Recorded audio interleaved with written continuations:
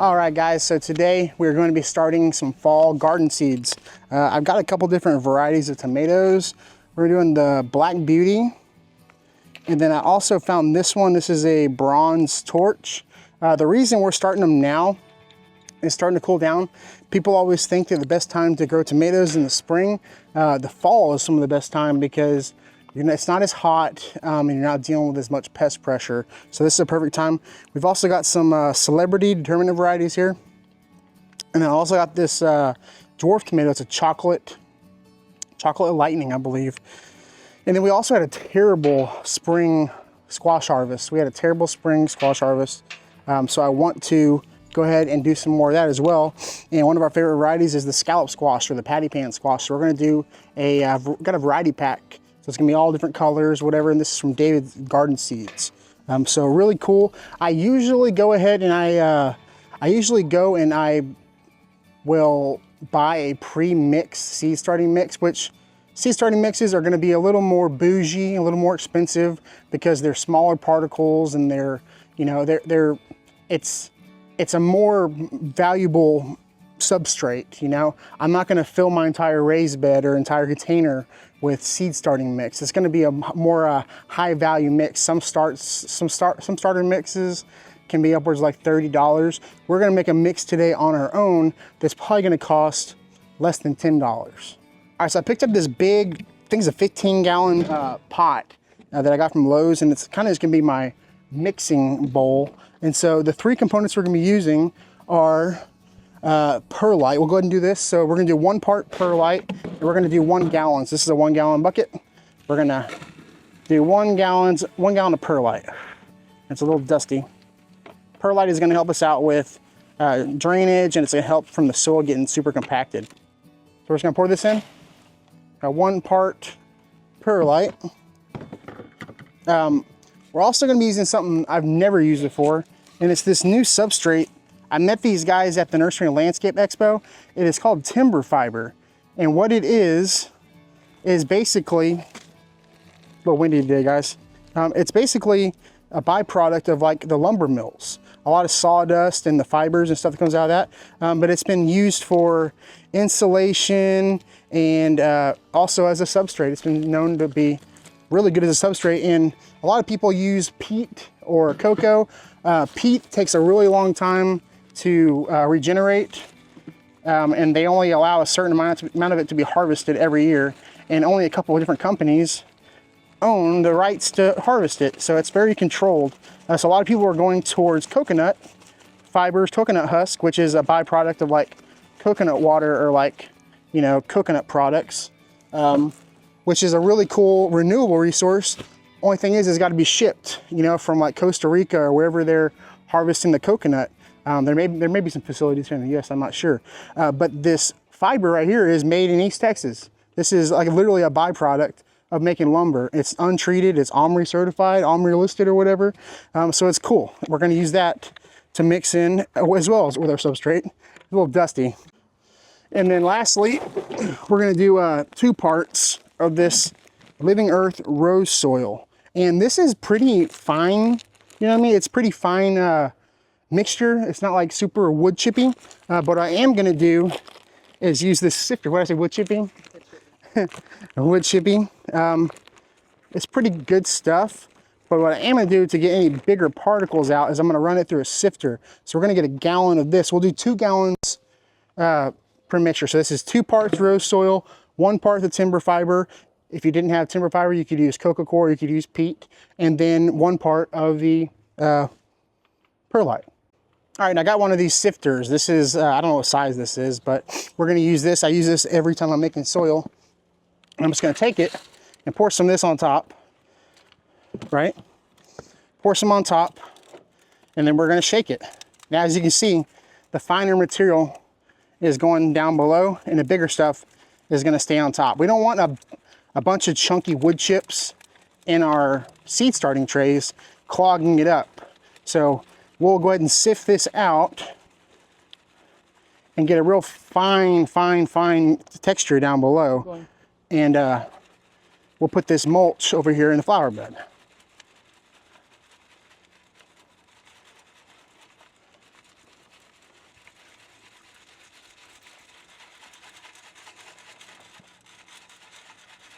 All right, see, I got the bigger, oops, I got the bigger pieces on top, and you got the finer pieces in the bottom.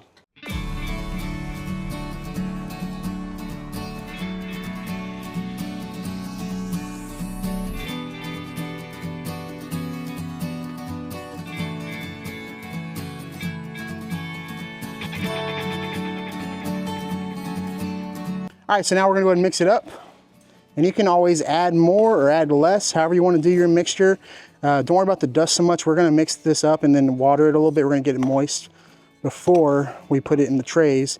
Not only to help with germination rates, but to also get the dust down a little bit.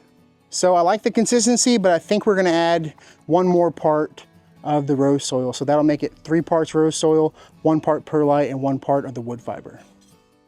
So this is the part of the video where my microphone died on my new camera, and I don't have any sound for this part, but we added another part of the rose soil, so that makes it 3 parts rose soil, 1 part perlite, and 1 part of the wood fiber, which made a really nice consistency for our seed starting mix. Right here you can see I'm wetting the soil and mixing it up. There's a couple different reasons you want to wet your seed starting mix, but my main concern is when I'm putting my soil in the seed starting trays, if you put them in dry and then plant your seeds and then wet your soil afterwards, it takes a lot more effort for the water to get down to each nook and cranny of that seed starting cell.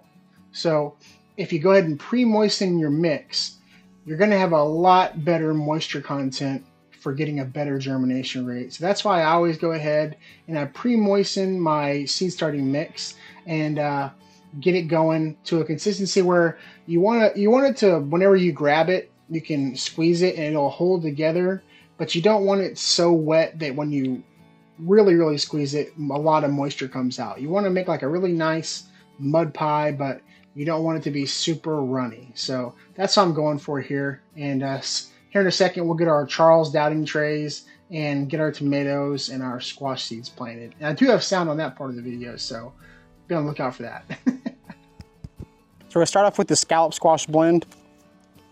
My wife made me some lovely labels. She has impeccable handwriting.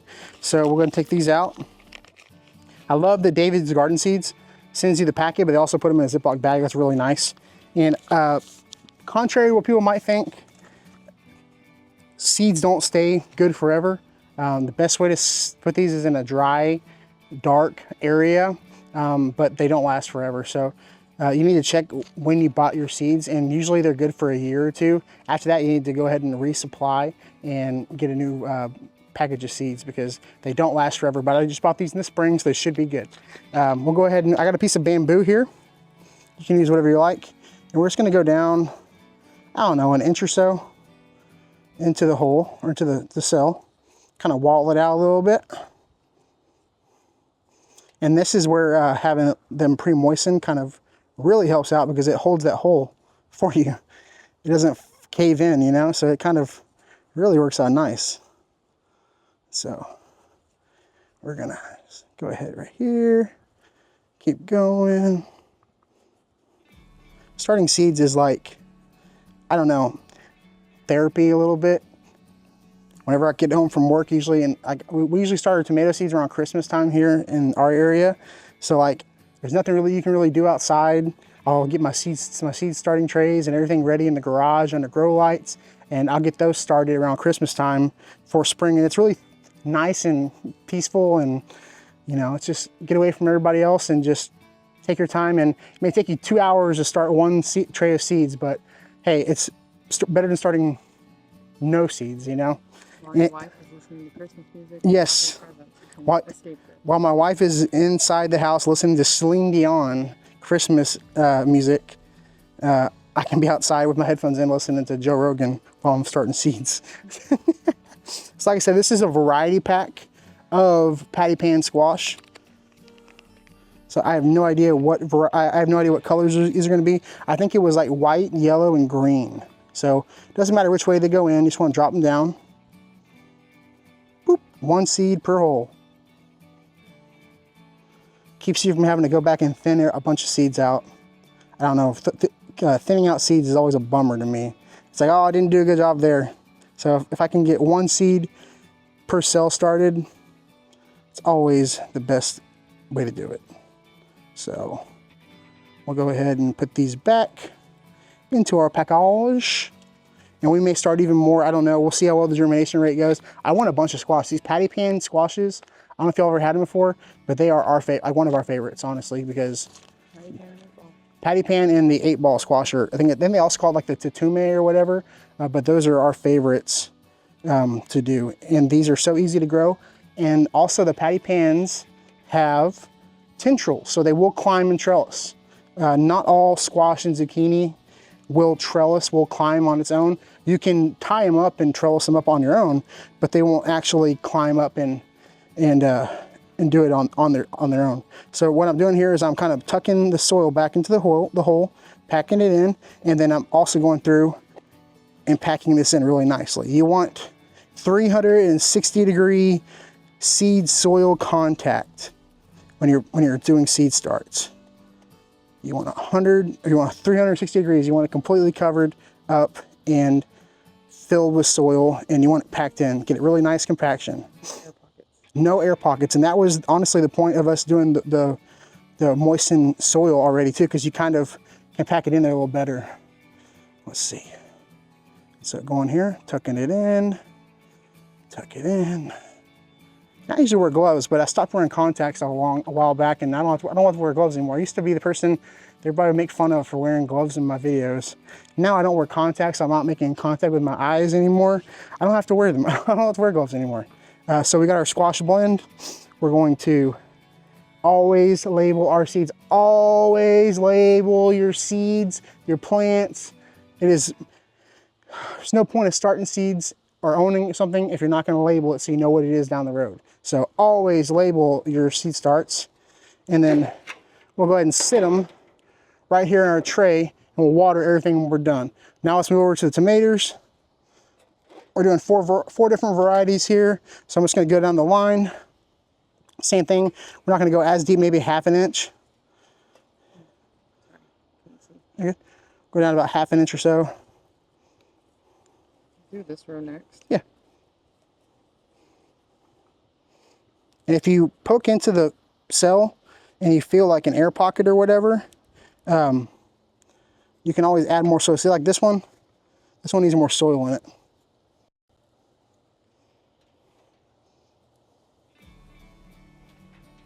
You can always add more soil. Wrong side.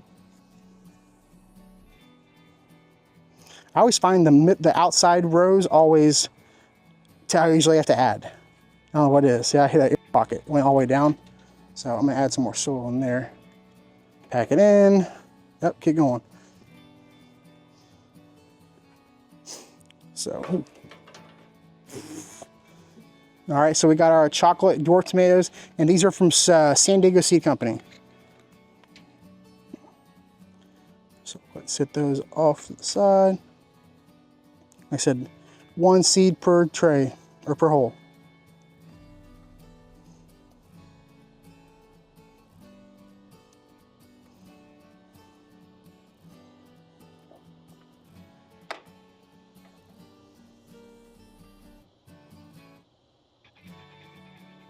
Did I just do 2 in that hole? Mm-hmm. Dang it. I lose track sometimes. Ideally, you want 1 seed per hole. Doesn't always work out that way. I try to go 1 seed per hole. Like I said, you can always go back and trim them. So we'll go ahead and pack them in. Like I said, you can always add more. And I like to pack these in 1 row at a time so I don't mislabel which starts I have on which row. And you can see I still have my seed tray on top of the bottom watering tray so that the bottom, the soil doesn't pop out the bottom until I'm ready. All right, so next to that we'll do, this is the Celebrity.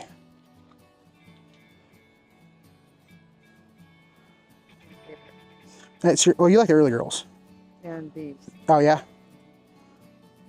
And so this is something I always plant more seeds than I always plant more plants than I would possibly need, because there's always someone out there that wants a tomato plant. You know what I mean? Whether it's in the fall or the spring, there's always someone who you can say, hey, I've got too many tomato plants, you want some? And they're like, yes. Like my dad or my grandpa or people at work, you know? So it's never a bad idea to plant more seeds and plant more pots and get more going than you need. You can always go on Facebook, you know, create a marketplace or whatever and say, hey, $1 a tomato start. Or, you know, hey, free tomatoes. You know, if you just want to get rid of them, you don't want them to go to waste. You know, you can just do it like that. And then I alternate so I don't have them, you know, kind of in the way. We're going to do the Black Beauties now. This is, yeah, this is a new variety. I've never grown these before. They look interesting though. Even the seeds are darker. Oops. Did that go in? Find out later on the replay.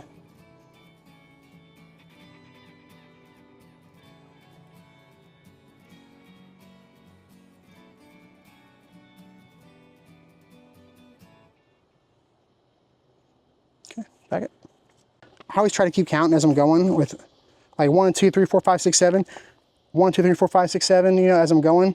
But I have sometimes gone back and I'm wondering why a whole row didn't germinate. It's because I didn't put any seeds in those rows. That has totally happened to me more than once. So don't get frustrated. That's why it's always, you know, do I need 28 tomato plants in the garden? No. But I always plant more than what I need because of stupid mistakes like that. And you just never know what's going to happen. And then these are this new variety. I've never grown these before. Grape tomatoes, bronze torch grape tomatoes. Look really interesting. It says elongated, plump, pointed fruits with golden bronze streaks, delicious and beautiful. The illustration is cool. I like the illustration on the front. So we will get these opened and planted. What is the difference between a grape tomato and a cherry tomato? It's just a little bit bigger and it's more like pear-shaped, I guess.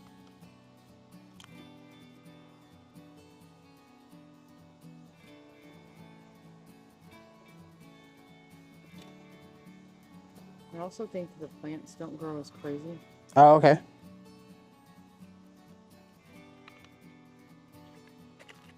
Yeah, so if it's a packet like this that doesn't have a Ziploc bag, what I typically like to do is fold it and crease it. But then I also have an organizer for my seeds that has these little cells, these little bottles, and you put like a little label on top, and I put this like in a dark spot, a dark area where it's not going to get too hot.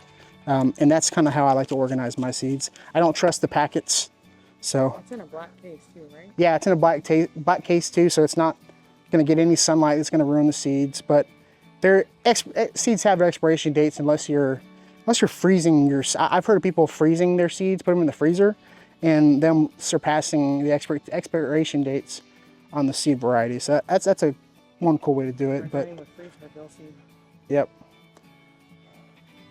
All right, we'll put our label on and then flip the tray. And we'll go ahead and do this another watering too. It's gonna come on this side. Yeah. You go for it.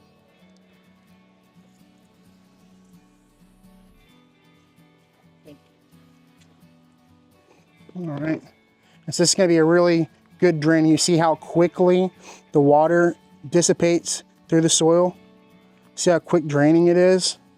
If you have a soil where the water's just sitting on top for a long period of time, that's not what you want. You're gonna have rot and you're gonna have mildew problems. You're gonna have stuff turning green. If you ever started seeds and the substrate has turned green, yeah, that's not good. So we're gonna go ahead and we're gonna take these, we're gonna put them, I'm gonna have to make some room actually for them in the shade area over here.